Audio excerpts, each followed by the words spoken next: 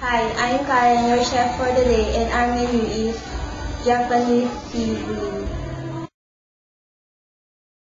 And our ingredients are salmon fish, Japanese soy sauce, butter,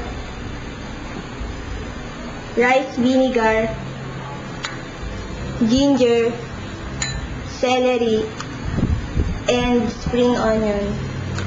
After heating the pan with the oil, add the salmon fish.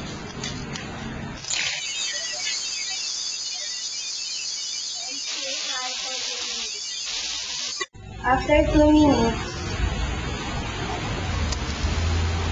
add the butter,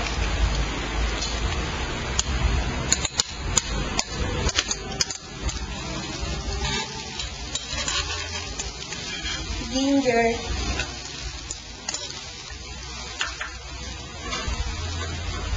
Japanese soy sauce,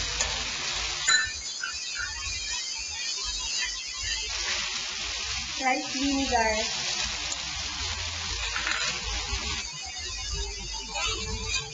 and boil for 2 minutes.